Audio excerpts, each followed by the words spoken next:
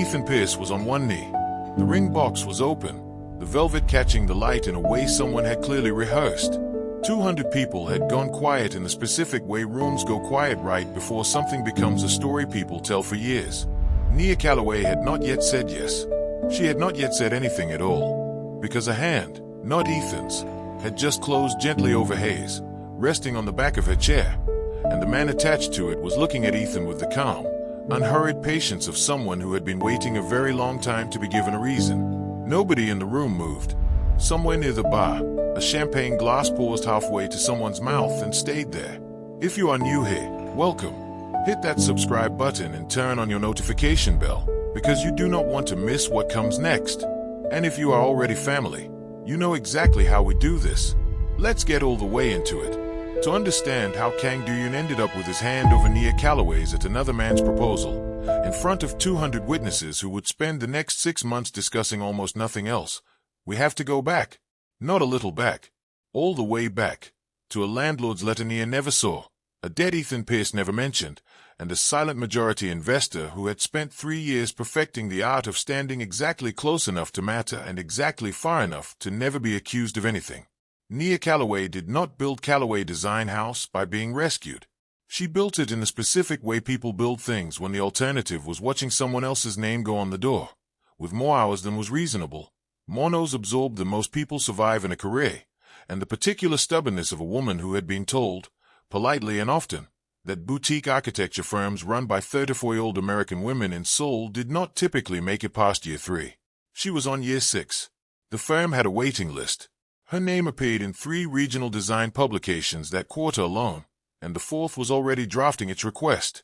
She ran meetings the way she ran everything, with a composure that made room slightly nervous, because nobody could quite locate the seam where the calm ended and the calculation began. She listened fully before she spoke, which unsettled people who had learned to fill silences before someone else did. She did not raise her voice. She had never needed to. None of that happened by accident, and none of it happened alone. Though for the first 3 years of Calloway Design House's existence, Nia would have told you, sincerely and incorrectly, that it had. 3 years earlier, a landlord in Jungji-yu had decided that Nia's 5-year lease, which he had signed in good faith with the kind of gratitude a person has when someone finally says yes, was no longer profitable enough for him to honor. He gave her 6 weeks. 6 weeks to find a new studio, in a city where studio space in her price range moved the way rumors do, fast, and never toward you. She had 2 employees at the time. She had told them not to worry, in the specific tone people use when they are the only ones in the room who understand exactly how much there is to worry about. The lease renewed itself. Nia never learned why. The landlord called her office personally to apologize for what he described as an administrative miscalculation, in a voice that suggested the miscalculation had arrived wearing a very expensive suit and had not needed to raise its voice either. She assumed, reasonably, that someone at City Hall had made a call on her behalf. She never found out who. It would be 3 years before she learned that the holding company quietly listed as the building's new majority stakeholder. A company with an unremarkable name and an address that led, if you followed it far enough, nowhere useful, belonged to a man she had, by that point, already had 11 business meetings with and never once suspected of anything beyond excellent posture and an unsettling habit of remembering details she hadn't realized she'd mentioned. Kang Do-yoon did not do things loudly. This will matter later. Please retain it. Kang Do-yoon inherited 2 businesses from his father, and only one of them appeared on paper. The legitimate side, logistics, real estate, a controlling stake in half the mid-tier commercial property in 3 districts, was substantial enough on its own to make him one of the more quietly powerful men in Seoul's business world. The other side existed in the manner such things exist, fully known by everyone who needed to know it, and unmentioned by everyone who valued their continued employment. He was 38. He had the specific stillness of a man who had learned very young that most problems solve themselves in the space between when you notice them and when you react, provided you are patient enough to wait in that space without flinching. People who worked for him described him, when pressed, using words like measured and exact and, once, memorably, from a junior associate who did not last a year, terrifying in a way that doesn't announce itself, which is somehow wise. He had been Calloway Design House's silent majority investor for 3 years. Nia knew there was an investor. She had met, On 2 occasions, a very pleasant man named Jung Ho-suk, who represented the fund, and asked thoughtful, specific questions about her growth projections, and then approved everything she proposed with an ease that she'd probably have struck her as a new owl and did not, because she was 31 years old at the time, and building something from nothing does not leave much room to interrogate good luck. She did not know that Ho-suk reported, after every single one of those meetings, to a man who read the notes twice and then asked, invariably, one question that had nothing to do with growth projections. "How is she?" Kang Do-yoon would ask, not looking up from whatever he was reading. "She is thriving, sir," Ho-suk said, the third or fourth time this happened, with the specific patience of a man watching his employer construct an elaborate architecture around a fact he refused to state plainly. "You could simply meet with her yourself, you know. You are, after all, the majority investor." "I have met with her. Twice. You sent me both times. I was occupied. You have asked me, in 6 meetings, how she is doing personally, not the firm." "Huh." Kang Do-yoon turned a page. "You are reading too much into a reasonable business inquiry." "I am reading exactly the correct amount into it, sir," Ho-suk said, and had the good sense not to say anything further, because he had worked for this particular family long enough to know that some doors you only got to knock on once before they closed for a very long time. It should be said, in fairness to Ho-suk, that he had watched this specific pattern play out once before, in a slightly different key, and had sworn to himself he would say something the next time he recognized the shape of it. Kang Do-yoon's mother, a woman named Seo-yeon, sharp-eyed, formidable in a completely different register than her son, and the only person alive who could interrupt him mid-sentence without consequence, had, on the rare occasion she visited the office, developed a habit of asking, with the specific innocence of a woman who already knew the answer and simply enjoyed watching him squirm, "And how is the American architect? The one whose name you mention, and then immediately discuss something else." "She is doing well, mother." "I did not ask if she was doing well. I asked how she is." "Those are the same question." "They are not remotely the same question, and you know that, which is exactly why you keep answering the wrong one." Seo-yeon would say this with the calm satisfaction of a woman who had raised a son capable of dismantling a rival's entire quarterly strategy in 4 sentences and outmaneuvering him personally in considerably fewer. "Your father was the same way, you know. Sackled a woman for 2 years before he said a single honest word to her. I do not recommend the approach. It wastes a great deal of everyone's time, mine included, since I am the one who has to listen to you not talk about her." Do-yoon would change the subject within moments, every time, and his mother would let him, every time, because she had also learned, across a marriage and a son built from the same careful, patient material, exactly when pressing further cost more than it gained. But she remembered every deflection. She kept, as mothers of a certain kind do, a running and entirely private tally. Nia met Ethan Pierce 18 months into building the firm, at a networking event she had attended purely for the free wine, and left with a phone number she had not asked for and, against every instinct she usually trusted, decided to use. He was easy in a way that felt, at the time, like relief. He laughed at the right places. He asked about her work with the specific attentiveness of a man who had clearly practiced asking women about their work and had gotten quite good at it.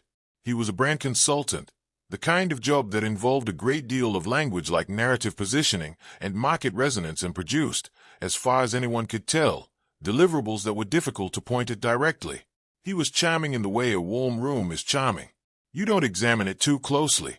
You just stand in it. For a year, it worked, in the specific way relationships work when one person is quietly doing more of the holding and neither person has noticed yet, because noticing would require setting something down to look at it properly. It began small, the way these things generally do. He was between contracts. That was the phrase, always. Between contracts, said with the particular ease of someone who had said it enough times to have smoothed all the discomfort out of it. She paid for dinner more often than made sense given whose salary was whose. She co-signed on his car lease, because the interest rate was better with 2 names on it, he said, and she believed him, because she had no specific reason not to and every reason, 3 years of built trust, to. None of it, individually, was a red flag. Rule of 3, if you're counting, the dinners, the car, and then, 6 months before the night this story actually begins, a request that she introduce him to 2 of her investors just to talk shop.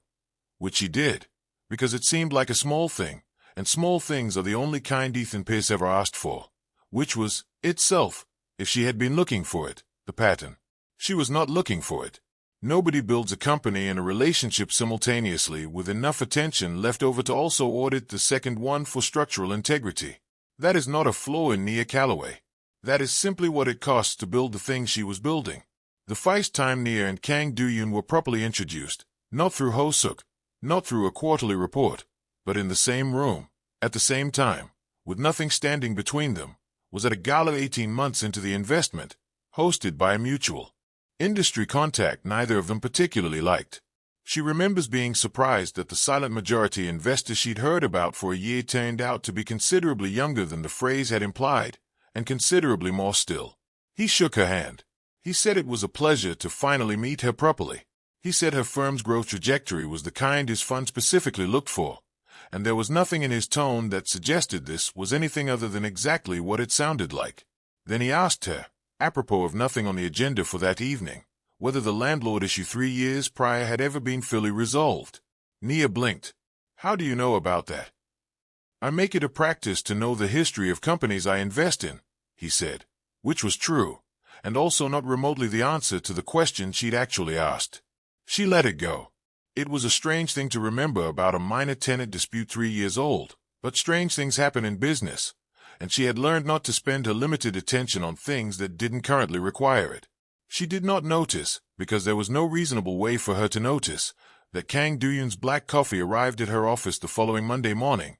No sugar, exactly the way she took it, with no note and no explanation, and that this happened again the next major negotiation morning, and the one after that, for the better part of 3 years, delivered by a courier who was paid well enough to never once mention who had placed the order. She assumed, when she thought about it at all, that it was a courtesy from the building's ground floor cafe, and never asked why the cafe had started doing this specifically on the mornings she had something difficult ahead of her, and never once on the morning she didn't. It is worth pausing here to say plainly what Kang Do-yoon would never have said aloud to a single living person, that this was, for a man who otherwise built and dismantled deals worth more than most people's entire visible futures, the single most reckless and undisciplined thing he did with any regularity. It cost him nothing financially. It cost him, every single time, something considerably harder to spend.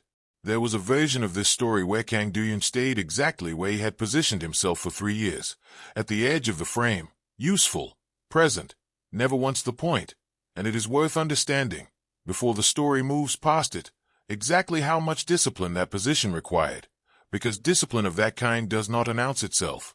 It simply accumulates, quietly, in rooms nobody else is watching closely enough to notice. He attended her quarterly board presentations twice a year, the minimum his position required, and every single time he sat in the same seat, back row, aisle side, close enough to see her face when she made her case and far enough that she would never once have to know he'd arranged the seating that way on purpose. He watched her handle a room of skeptical senior partners the way other men watch sport, with the specific, uncomplicated attention of someone who has found the one thing he could watch indefinitely and never once grow tired of. In one particular meeting, 18 months before any of this came to a head, a partner from a rival firm attempted, with the confidence of a man who had clearly not done his research, to suggest that Calloway Design House's growth was more a function of favorable timing than particular vision, and Nia had looked at him with the composed, unhurried patience of a woman who had been waiting for exactly this opening. I'd be happy to walk you through the 4 projects we turned down in that favorable timing, she said, because I think you'll find the timing was considerably less favorable than the decision-making. She did not raise her voice. She did not need to. She spent the next 6 minutes dismantling his argument with the specific, surgical calm that made room slightly afraid of her, and by the time she finished, the partner in question had developed a sudden and profound interest in his own notes. Kang Do-yoon, in the back row, said nothing throughout the entire exchange, and gave away nothing on his face, which was, for a man in his position, its own kind of performance, because what he wanted, more than almost anything else that quarter, was to stand up in that room and say something considerably less measured than anyone present would have expected of him. He did not. He simply watched her win, the way he always watched her win, and told himself, as he had been telling himself for 3 years, that admiration from a careful distance cost nothing and demanded nothing in return. It cost him plenty. He simply preferred not to keep an honest account of it. Now, if you're the kind of person who reads the room ahead of the story, you already suspect where this is going. Good. Stay with us. It gets considerably more complicated before it gets anywhere close to simple. 2 years passed. Nothing about any of this seemed unusual to anyone standing close enough to it. Which is, on reflection, precisely the problem with things that build slowly. Ethan and Nia moved in together. Calloway Design House opened a second studio. Kang Do-yoon continued attending exactly the minimum number of meetings required to avoid raising a single question from anyone, including himself, and continued not asking Ho-suk to stop delivering the coffee, and continued, every single time Nia's name came up in casual business conversation, to redirect the topic within 4 sentences, a habit Ho-suk had begun timing for his own amusement. There was one negotiation, roughly a year before any of this came to a head, that Ho-suk would later point to. In the private retelling he allowed himself once the whole story had finished, as the moment he stopped wondering and simply started waiting. Calloway Design House was competing for a mixed-use development contract against 2 considerably larger firms, and the site in question happened to sit on land partially controlled by one of Do-yoon's holding companies, a coincidence Nia found faintly suspicious, and Do-yoon insisted, with a straight face that convinced absolutely no one in the room, was purely a function of how much land his family's interests touched in that district generally. You could simply tell me if you're going to favor my bid, she said, across the conference table, in front of Ho-suk and 2 of her own junior architects, in the specific tone of someone testing exactly how far she could push before the composed man across from her gave anything away. I don't favor bids, Do-yoon said. I favor sound proposals. That's not an answer. It's precisely the answer to the question you asked. It's the answer to a question I didn't ask. She leaned forward slightly, and Ho-suk, watching this exchange with the specific fascination of a man watching 2 people negotiate something considerably larger than a land contract, noted that neither of them had looked away from the other in nearly 4 minutes. I asked if you're going to favor my bid. You told me you favor sound proposals. Those are only the same sentence if you already believe mine is the sound one. Do-yoon was quiet for a moment. I have read all 3 proposals twice, he said. Yours is the only one that accounted for the flood easement on the eastern boundary without being asked. So you do favor my bid.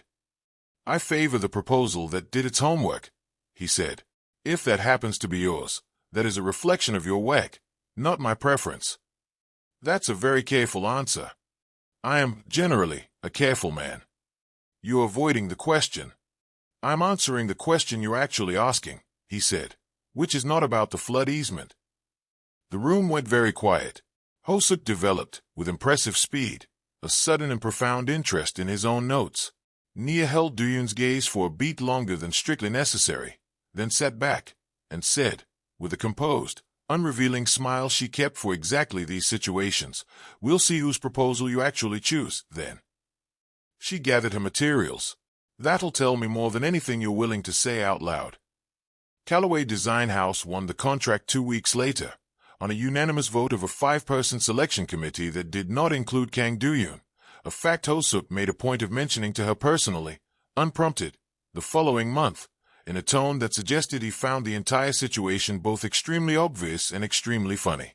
It was Ho-suk who first noticed the shape of the thing that would eventually detonate all 3 of their lives, and he noticed it the way people notice water damage, not the leak itself, but the stain it leaves. Weeks later, in a completely different room, he noticed it in a due diligence file.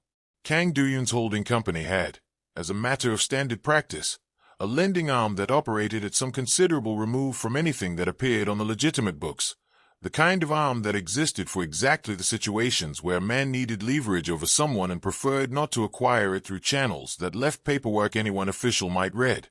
Ho-suk's job, among many others, was to flag when a borrower on that ledger intersected with anyone in Do-yoon's legitimate world, because those intersections were rarely coincidences and never good ones.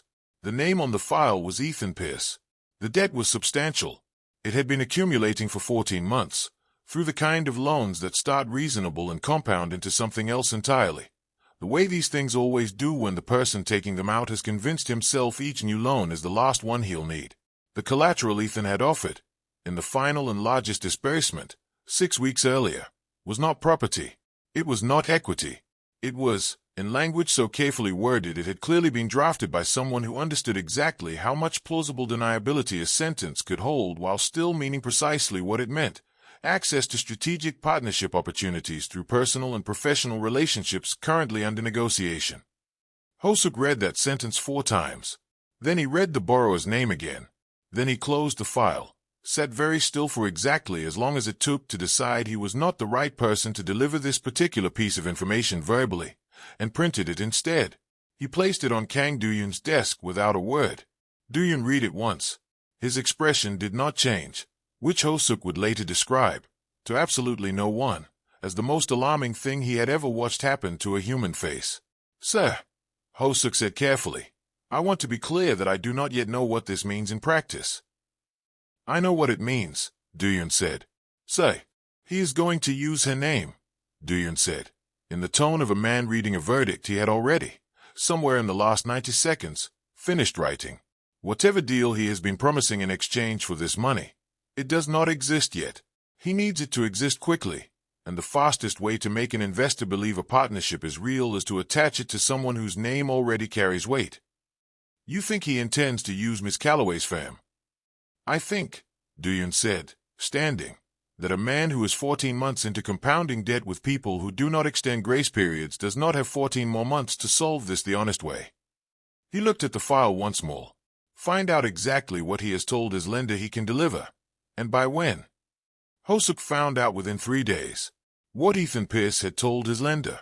A man 2 tiers removed from Do-yoon's own organization, close enough to report information upward, distant enough that Ethan had clearly believed he was operating in a part of the world Do-yoon would never see, was that he would have, within the month, formal access to Calloway Design House's client and investor network through what he described in a recorded call Hosuk obtained through channels he did not detail in his written report, as a personal development that will make the relationship permanent.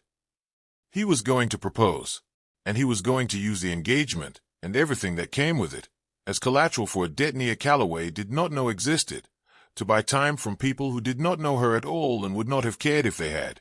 If you have been watching this story and your stomach has not yet tightened, good. That means you have better composure than most of the people who will finish this episode.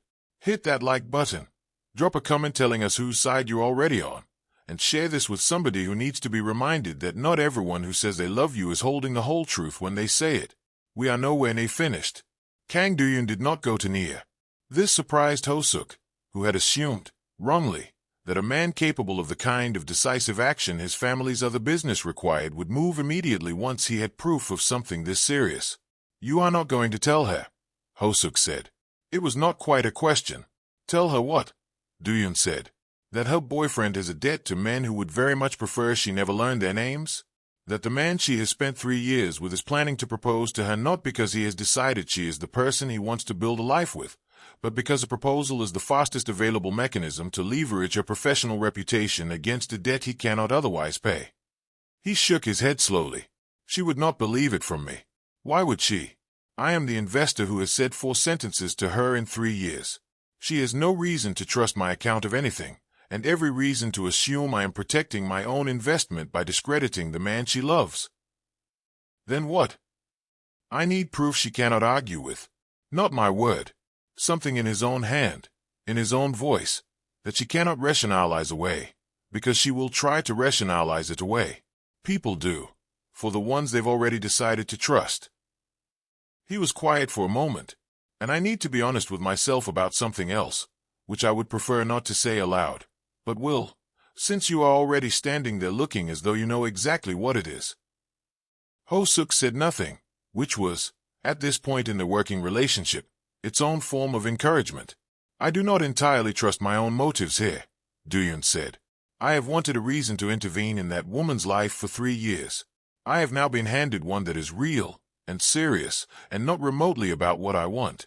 I need to make certain I am protecting her, and not simply giving myself permission to finally do the thing I have wanted to do since a landlord's letter I paid to make disappear before she ever saw it." Hosuk looked at his employer for a long moment with the specific expression of a man recalculating exactly how deep this particular situation went. "Say, how long, precisely, have you?" "Do not finish that question," Do-yoon said, and picked up his phone, and the conversation, as far as he was concerned, was over. Meanwhile, Nia's own instincts, the ones that had built a company out of nothing and had never once needed anyone's permission to trust themselves, had already begun, quietly and independently, to notice something was wrong. Not with Ethan directly, with a line item. It was a Thursday. She was reviewing the quarter's client-facing materials before a partner meeting, the kind of routine pass she did herself specifically because she trusted no one else's eye for it, when she found, buried in an unreleased draft of the firm's upcoming client deck, a deck she had not personally approved, in a folder she did not remember granting external access to, a partnership slide. Calloway Design House, in strategic collaboration with Halcyon Ventures. She had never heard of Halcyon Ventures. She had certainly never approved a strategic collaboration with them. Her signature, digitally rendered, sat at the bottom of an accompanying letter of intent she had absolutely never signed. She sat with that for a long moment, the way you sit with something before you're ready to know what it means. Then she opened the document's metadata, because 6 years of running a firm teaches you to check the metadata before you do anything else, and found the last editor listed on the file, Ethan Pierce. She did not confront him that night. This will matter. So hold on to it. Nia Calloway does not act on incomplete information, not in business and, it turns out, not in the parts of her life she has spent 3 years quietly not examining closely enough either. She sat with the document open in front of her until nearly midnight, reading it 4 separate times, looking for a version of events, where this had an explanation that did not end where she already, somewhere underneath the part of her that was still hoping, suspected it was going to end. She found Ethan's laptop open in the kitchen the next morning, unlocked, the way it always was, because they had been together 3 years and had never once needed to lock anything from each other. She looked at it for exactly as long as it took to decide she had the right to know what she was looking at, and then she opened his email. She found the correspondence with Halcyon Ventures going back 6 weeks. She found a second email thread, encrypted in a way that made his stomach drop before she'd even finished decoding what the encryption meant, with a name she didn't recognize and language about repayment terms, and the personal development we discussed, which should resolve the timeline concerns. She found, in the same folder, a jeweller's invoice, dated 4 days earlier. She closed the laptop very carefully, the way you close something when your hands are working harder than the rest of you to stay steady, and she went to work. And she did not say a single word to Ethan that morning, because she had learned, across 6 years of building something from nothing, that the wisest thing you can do with a discovery this size is act on it before you understand its full shape. What she did not know, could not have known, was that across the city, in an office belonging to a man she had exchanged perhaps 40 sentences within 3 years, a folder with her name on it was sitting on a desk, containing considerably more of the picture than she currently had. Kang Do-yoon called her himself, for the first time in the 3 years of their business relationship, on a Friday afternoon. Ho-suk, present in the room, would later describe watching his employer draft the message 4 separate times before sending a version that said, simply, "I have information relevant to your company that I believe you should see in person, at your convenience, this week. KDY. She arrived at his office the following Tuesday, in the composed, professional posture she brought to every room she had ever walked into, giving away absolutely nothing about the fact that she had spent 5 days sitting with a discovery she had told no one about, including herself, in the sense of allowing herself to fully feel it yet. Do-yoon did not waste time on pleasantries, which was, in its own way, a kindness, because pleasantries would have cost her more than she currently had to spend. "I have reason to believe," he said, sliding a folder across the desk, "that someone close to you intends to use your professional reputation as collateral for personal debt. I would not normally involve myself in your private affairs. I am doing so because the debt in question involves people who do not extend courtesy to those who fail to repay them, and because I believe you would want to know before, rather than after, whatever he intends to do." Nia opened the folder. She read for a long time without speaking. Do-yoon did not fill the silence. He had learned, across 3 years of a habit he'd never admitted to anyone, exactly how much room this particular woman needed to arrive at her own conclusions, and he was not about to take that from her now, of all moments. When she finally looked up, her voice was even in a way that told him, correctly, that it was costing her something to keep it that way. "I found the Halcyon file myself, 4 days ago." She closed the folder. "I did not know about the debt." "I assumed you didn't." How long have you known? 6 days. And you're telling me now because... She stopped herself. She looked at him for a long moment, the careful, assessing look of a woman recalibrating something in real time. You've known about the landlord too. 3 years ago. That wasn't an administrative miscalculation, was it? Duyun did not answer immediately, which was, itself, an answer. No, he said finally. It was not. Why? Because 6 weeks was not enough time for you to find a comparable studio, and I did not particularly want to watch you lose something you had built out of an oversight that had nothing to do with your work and everything to do with a landlord who valued short-term profit over a tenant who was clearly going to succeed regardless of what he decided. That's not an answer to why you did it. The room held that question for a long moment. Kang Duyun, who had spent 3 years perfecting the exact art of never being the one to say the thing first, looked at Nia Calloway across a desk in an office where he had, 6 days earlier, made the decision to finally step directly into her life rather than orbit its edges indefinitely, and understood that he had run out of ways to avoid the question. I would prefer, he said carefully, to answer that at a time when you are not also processing the fact that the man you live with has spent 6 weeks planning to leverage your reputation against a debt to people. I would very much prefer never to learn your name. One complicated truth at a time seems like the more responsible approach. Nia looked at him for a long moment. Something in her expression shifted, not fully, not into anything she was ready to name, but enough that Kang Duyun noticed it and said absolutely nothing about it, because he had also learned, across 3 years, precisely when silence served him better than words. Fine, she said, one complicated truth at a time. She stood, folder in hand.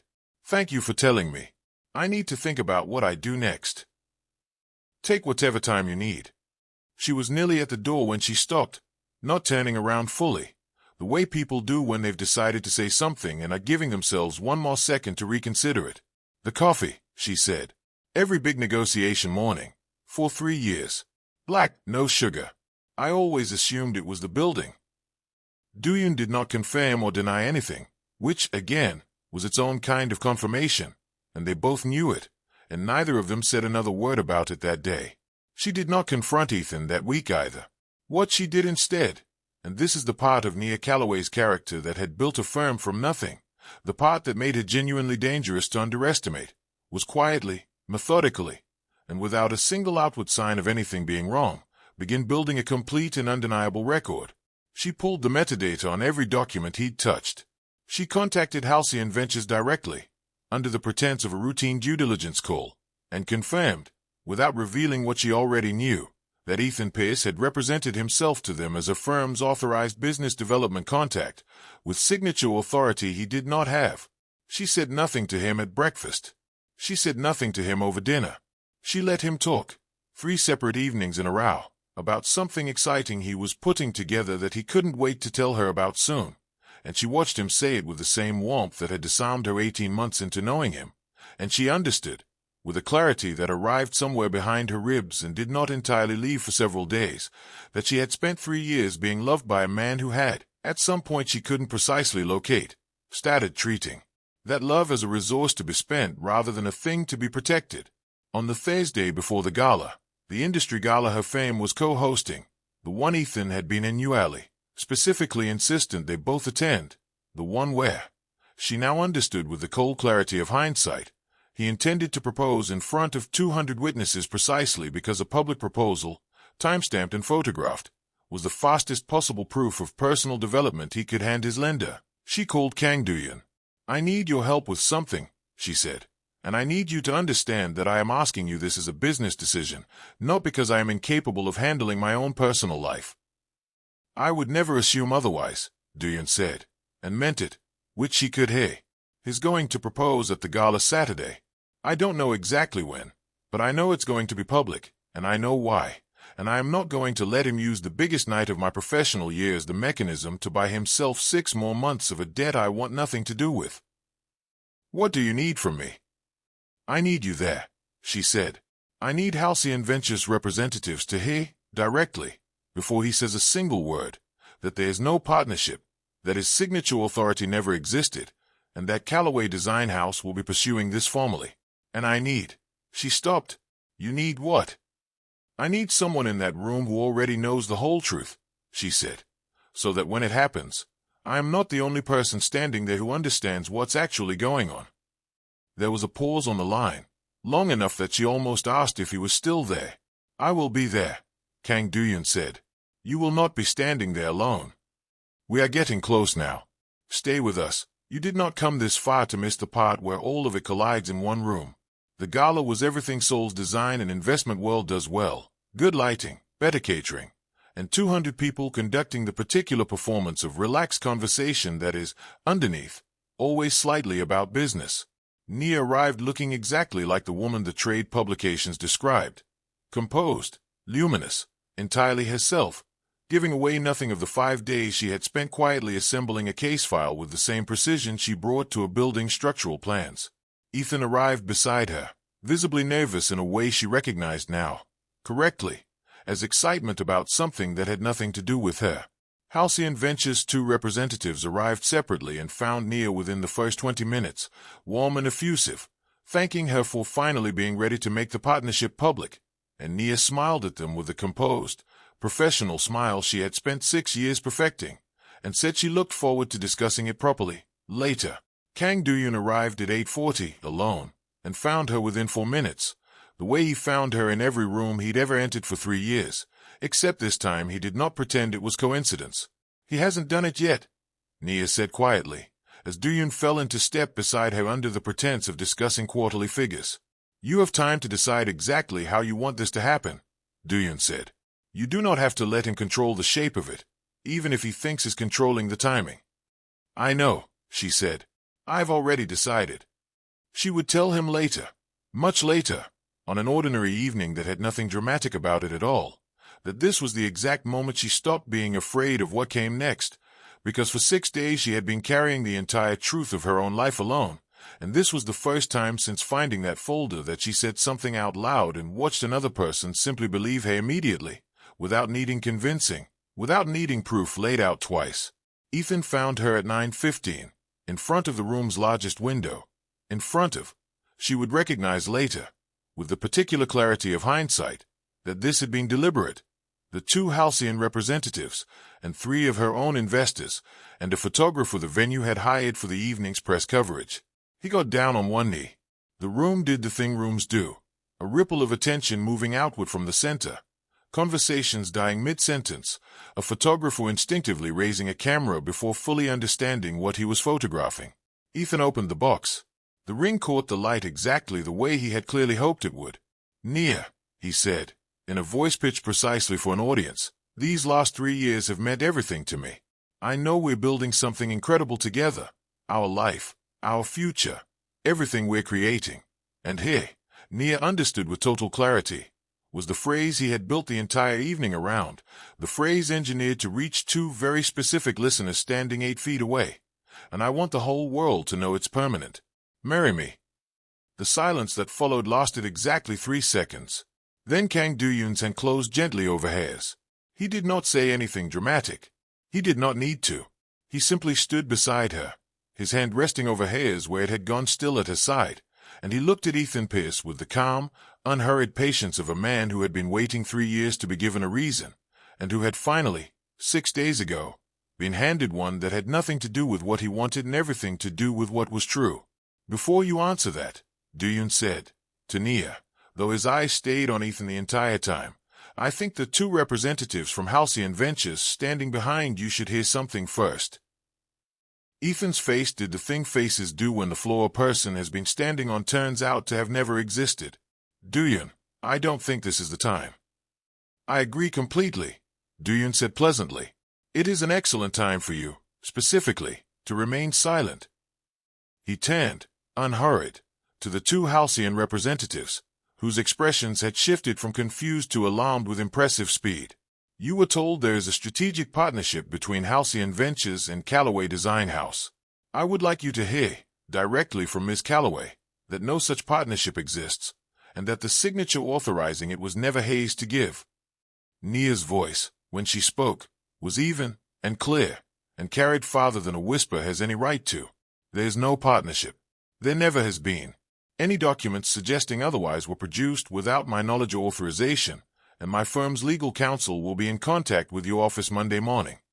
The Halcyon representatives looked at each other, then at Ethan, with the specific horror of people realizing, in real time, exactly how much of their week had just become someone else's problem. Ethan was still on one knee. He had been on one knee for what was, by this point, an extremely long time, and the ring box in his hand had begun to feel, visibly, like the wrong prop for the scene he now found himself in. "Nia," he said, quieter now, the performance gone entirely out of his voice. "Let me explain." "You don't need to," she said. "I found the emails 5 days ago. The lender, the timeline, the personal development you promised him." She looked at him for a long moment, and there was something in her face that was not quite grief and not quite anger, but sat somewhere adjacent to both. "You didn't propose to me tonight, Ethan. You proposed to a deadline." The people nearby performed, with impressive collective discipline, the specific social art of witnessing without appearing to witness, a very particular angle of the head, a sudden and profound interest in the contents of their champagne glasses. Ethan stood, slowly, the ring box closing with a small, absurdly loud click in the silence. He looked at Duyun, then at Nia, then, briefly, at the 200 people who had all very carefully turned their attention to literally anything else. "This is insane," he said, to no one in particular, and left, and the crowd redistributed itself around the space where he had been, the way water redistributes itself around a stone that's just been removed. If your heart has not returned to its normal rhythm yet, that's all right. Take a breath, because we're not done. Hit like, drop a comment telling us if you saw this coming, and share this with someone who needs a reminder that the people who truly protect you are rarely the ones performing it the loudest. The immediate aftermath was, against all odds, almost comic in its briskness. Security, elated by a quiet word from Duyun to the venue manager well before the proposal ever happened, a contingency he had arranged, he would tell her later, in case the evening required a graceful exit for someone, which turned out to be an understatement of some magnitude, escorted Ethan to a car with the polite, immovable efficiency of men who did this sort of thing professionally and frequently. The two Halcyon representatives left within 10 minutes, already on their phones, in a tone that suggested Monday morning was going to be considerably worse for them than it was for Nia.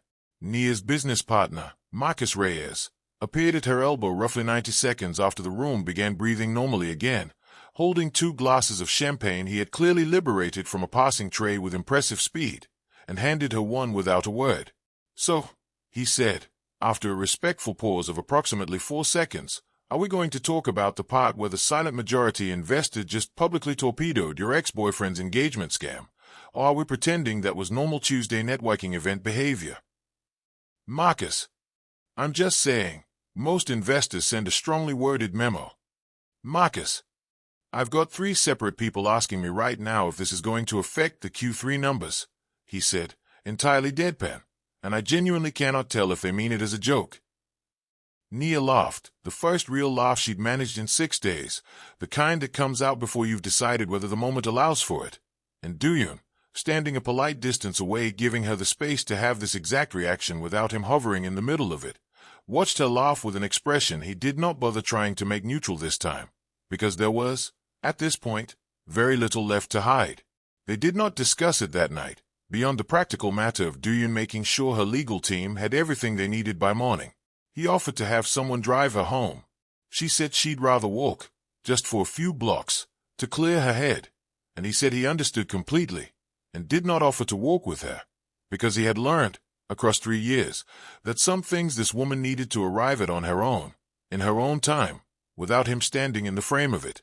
It was 2 weeks before either of them said anything that wasn't strictly about the aftermath. The police report Hosu quietly and thoroughly helped her file regarding the forged signature authority. The lender who, Duyun assured her without elaborating on the specifics, would not be troubling Ethan Pierce or anyone connected to her again. The Halcyon situation resolved cleanly enough that her firm's reputation emerged, if anything, strengthened by the composure with which she'd handled a public humiliation that would have flattened most people. She called him on a Thursday evening, for no business reason at all, which they both understood immediately to be the point of the call. "I keep thinking about the coffee," she said. No preamble. "I assumed you might, eventually." 3 years, Duyun. That's not an investor's courtesy. That's not something you do for someone whose growth projections you find impressive. No, he agreed. It isn't. So why? He was quiet for a moment, and she let him have it, the way he had let her have her own silences for 3 years without once filling them for her. Because the first time I met you, he said finally, you were arguing with a city official twice your age about a permit delay, in a language that wasn't your first, and you were not backing down, and you were not raising your voice, and I understood within about 4 minutes that I had never in my life watched anyone hold that much conviction that quietly. He paused. I told myself, for 3 years, that staying at the edge of your life was a form of respect, that you had built something entirely your own, and the last thing you needed was a man with my particular history inciting himself into it. I told myself the coffee was a small thing, a courtesy, something that cost me nothing. Did it? No, he said. It cost me something every single time. I simply preferred paying it quietly to the alternative, which was not paying it at all. Nia was quiet for a long moment. I want to be clear about something, she said finally. I'm not doing this because Ethan turned out to be exactly the kind of disaster I apparently have no radar for. I need you to know the difference matters to me. I know the difference matters to you, Duyan said. It is, if I'm honest, the specific quality of you that made staying quiet for 3 years so difficult in the first place. There was no restaurant. There was no second ring box, no rehearsed speech, no photographer this time, no room of 200 people performing the art of not watching. 3 months later, on an entirely ordinary Tuesday evening, Nia was at his apartment going over the final structural drawings for a client's new building, spread across his kitchen table because her own studio was, in her words, too full of people who ask too many follow-up questions when I'm trying to concentrate, and Duyan was making the two of them coffee. Badly, it turned out, a fact she found disproportionately delightful given 3 years of anonymous, perfectly calibrated deliveries. And he said, without any particular ceremony, standing at the counter with his back half-turned, I would like to keep doing this. Not the drawing specifically, though also the drawings. Nia did not look up from the plans immediately, the way she'd learned, across 3 months, that his most important sentences often arrived sideways, without warning, exactly when she wasn't braced for them. Doing what, specifically? This, he said, gesturing, somewhat helplessly for a man who otherwise never lost his composure. At the kitchen, the coffee, the drawings, the entire ordinary unremarkable shape of the evening, all of it, for considerably longer than 3 months. She set down her pencil.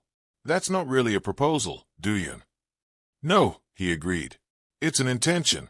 I thought you might prefer that, given recent history with the alternative. She looked at him for a long moment, and something crossed her face that was not quite the composed professional smile she gave boardrooms, and not quite the guarded one she'd worn for 6 days while she quietly built a case file no one had asked her to build. It was, if you had to name it, simply the real one, the one that had, over 3 years, become considerably easier for him to earn than it once was. Good answer, she said, and went back to the drawings, and he brought the coffee over, and it was, by any reasonable measure, an entirely unremarkable Tuesday evening, and it was, for both of them, everything. Seo-Yun found out before Ho-Suk did, because mothers of her particular kind generally do. She invited Nia to lunch 3 weeks after the photograph existed but before anyone official had said anything official, in a private dining room that made no pretense of being a casual occasion, and studied her across the table with the unhurried thoroughness of a woman conducting due diligence considerably more personal than anything her son's fund had ever performed. You know what he does, Seo-Yun said, without preamble, halfway through the second course. Both halves of it. I assume he's told you plainly, and not left you to work it out the way I had to work it out about his father. He told me plainly, Nia said, before I asked him to. Seo-Yun studied her for a long moment, something shifting behind her eyes that looked, if you knew what to look for, remarkably like her son's exact expression in the back row of a boardroom 18 months earlier. Good, she said finally. I have watched that boy stand at the edge of your life for 3 years like a man guarding a door he did not believe he was allowed to walk through. I would like to know the woman he finally worked up the nerve to walk through it for. She refilled both their glasses without asking. I understand you dismantled a man's entire fraudulent partnership in front of 200 witnesses without raising your voice once. I had some help, You had exactly the amount of help you needed, and not 1 ounce more, Seo-yeon said. That is not luck. That is judgment. I raised a son with excellent judgment about everything except himself, which is, I am told, extremely common in men of his particular temperament. She smiled, and it was, disarmingly, her son's smile exactly. You had better be prepared for the kind of mother-in-law I intend to be, if it comes to that. Nia looked at her without blinking. I've been running a company full of people twice my age who underestimated me on sight for 6 years, she said. I think I'll manage. Seo-yeon laughed, a real, surprised sound, nothing composed about it, and lifted her glass, and said nothing further on the matter, though she made, privately, a note to herself that she had been correct, and generally was. Hosuk found out they were together from a photograph on Nia's firm's own social media account. A work event, nothing staged, just the two of them standing slightly closer than colleagues stand, laughing at something neither of them explained to the camera, and walked into Dooyun's office without knocking, which he had never once done in 9 years of employment. Say, yes. I would simply like it noted, for the historical record, that I asked you directly, in this exact office, whether you had feelings for that woman, and you told me not to finish the question. I recall. I would like an apology. Dooyun did not look up from his desk, though the corner of his mouth moved in a way that, for a man of his composure, constituted an unusually large display of emotion. You will receive one, he said, the day you stop bringing it up. That seems unlikely to happen, sir. Yes, Dooyun agreed. I had assumed as much. If this story found something in you today, share it with someone who needs the reminder that the quietest person in the room is sometimes the one who's been protecting you the longest, that love built on deadlines is not love at all, and that the people worth choosing are rarely the ones who need a room full of witnesses to prove it. Subscribe if you haven't already, and come back for the next one. We'll be right here.